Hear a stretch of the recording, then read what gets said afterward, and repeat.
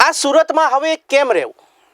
આ એટલા માટે કહેવું પડે છે કેમ કે કાપોદ્રામાં રત્ન કલાકાર તરીકે કામ કરીને પોતાના પરિવારને આર્થિક રીતે મદદ કરતા એક 17 વર્ષીય સગીર અને 4 બહેનોના એકના એક ભાઈની એક નશેડીએ રસ્તા પર ચપ્પુના ઘા મારીને હત્યા કરી દીધી. વાત માત્ર એટલી હતી કે નશેડીએ નશો કરવા મૃતક સગીર પાસે પૈસા માંગ્યા હતા, પરંતુ તેની પાસે માત્ર 10 રૂપિયા જ હોવાથી આપવાનો ઇનકાર કર્યો. આ નશાખોર આટલેથી નહોતો અટક્યો. તેણે આગળ જઈ રિક્ષા ચાલકને પણ ક્યાંક મૂકી જવા જણાવ્યું, પરંતુ રિક્ષા ચાલકે ઇનકાર કરતા તેને પણ ચપ્પુના ઘા મારી દીધા. હાલ રિક્ષા ચાલક પણ સારવાર હેઠળ છે. હાલ તો દાનવ બનેલા આરોપી પ્રભુની તથા ચપ્પુ આપનારની પોલીસે ધરપકડ કરી છે.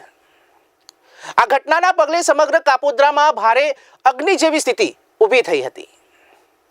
લોકોમાં આક્રોશ ફેલાતા પોલીસ મથકોનો ઘેરાવ કર્યો. ત્યારે મોડી રાત્રે પરિસ્થિતિથી તંગ બનતા 5 પોલીસ સ્ટેશનની પોલીસને બોલાવી પડી.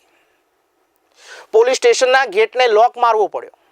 બાદમાં માંડ મોડી રાત્રે 2 વાગે થાળે પડેલો મામલો ફરી એટલે કે આજે 15 એપ્રિલ 2025ના બપોરે ઉગ્ર બની ગયો. મોટી સંખ્યામાં મહિલાઓ કાપોદ્રા પોલીસ સ્ટેશન આવી પહોંચે.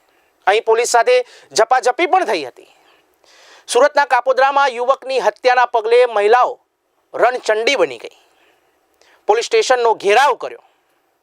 કાપોદ્રા વિસ્તારમાં ખુલ્લેઆમ ચાલતા દારૂના અડ્ડાઓ બંધ કરવાની માંગ અને મૃતકના આરોપીને ફાંસીની સજા આપવાના નારા લગાવવામાં આવી રહ્યા છે.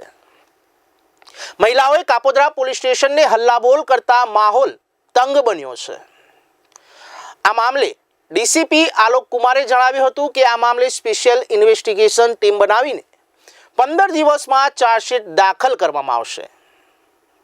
ઉલ્લેખનીય છે કે સોમવારે મોડી રાત્રે હત્યાના બનાવ બાદ સ્થાનિકોએ પણ કાપોદ્રા પોલીસ સ્ટેશનનો ઘેરાવ કર્યો હતો. ન્યાયની માંગણી સાથે નારેબાજી કરી હતી. પોલીસે પરિસ્થિતિને જોતા પોલીસ સ્ટેશનને લોક મારી દીધું અને ઉચ્ચ અધિકારીઓનો કાફલો દોડી આવ્યો. પોલીસ અધિકારીઓએ સ્થાનિકો સાથે વાતચીત કરી હતી અને કડક કાર્યવાહીની સાંત્વના આપી અને મામલો શાંત પાડ્યો હતો.